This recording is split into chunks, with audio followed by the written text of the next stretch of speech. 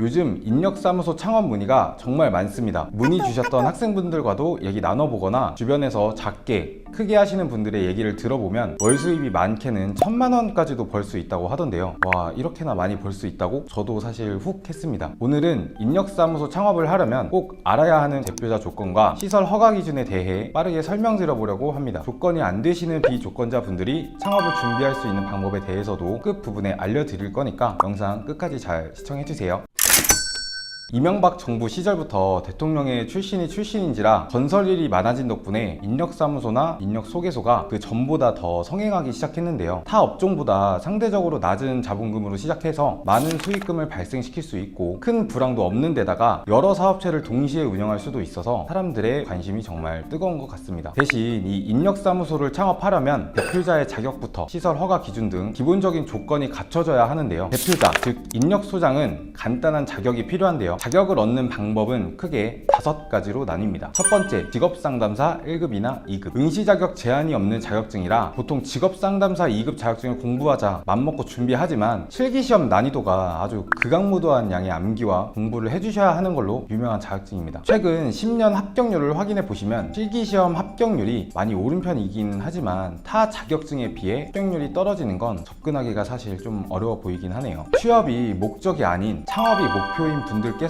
사실 이 자격증을 시간 내서 공부하기가 만만찮아 보이긴 합니다. 두 번째, 공인노무사인데요. 한 해에 300명 정도를 선발하고 1차 객관식, 2차 논술형, 3차 면접. 제가 공인노무사라면 저는 사실 공인노무사로 일할 것 같습니다. 세 번째, 행정 분야의 공무원이나 교사 근무 경력 2년. 사실 해당 조건으로 인력사무소 창업이 가능하신 분들이 이 영상을 시청하실 거라고는 생각하지 않습니다. 왜냐? 내가 이 어려운 공무원 시험, 임용고시를 통과해 인력사무소를 창업할 거라고 상상하고 계신 분들이 전혀 없기 때문이죠. 그래서 이 조건은 알고만 계세요. 2년 이상의 공무원, 교사 근무 경력이 있다면 이 인력사무소 창업이 가능하다는 거. 네 번째, 근로자 300인 이상, 노무관리 업무 2년 이상 근무자. 세 번째 조건과 사실 좀 같은 맥락인데요. 해당 업무로서 경력이 인정되시거나 확인이 필요하시다면 거주지 구청 일자리 복지과에 문의하셔서 확인을 받고 준비를 하시면 될 것 같습니다. 다섯 번째, 사회복지사 2급 자격증. 조건이 안 되시는 분들께서 알아보고 또 알아보다가 결국엔 이 사회복지사 자격증 취득을 고민하시는 분들이 상당히 많은데요. 시작 시기, 학력에 따라서 1년이나 2년 이내에 취득이 가능하며 상담 업무의 경험이 없더라도 초기에 창업을 하셨을 때 직원을 두지 않고 혼자서도 업무를 담당할 수 있기 때문에 최고의 가성비를 보이고 있습니다. 사회복지사는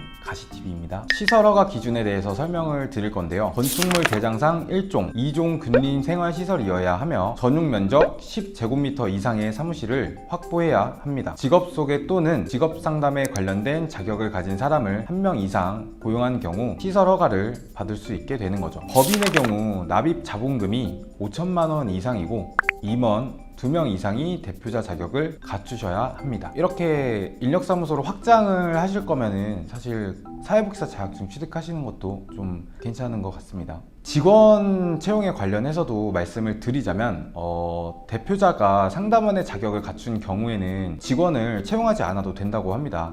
즉 직업상담사 2급 이상, 공인노무사, 사회복지사 등의 자격이 있으시거나 인력사무소에서 2년 이상의 실무 경력자거나 소개하려고 하는 직종의 2년 이상 경력자의 경우 직업상담원으로서 채용이 가능한 거죠. 사업장을 2개, 3개 고려하신다면 해당 사항에 충족되는 직원을 고용하셔야 된다는 점 알고 계시면 좋을 것 같습니다.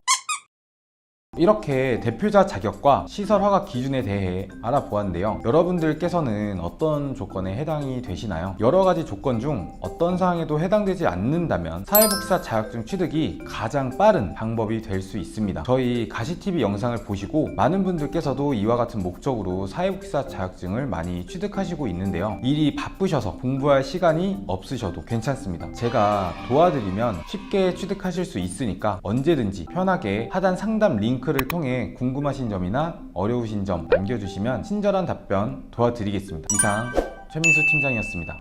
감사합니다.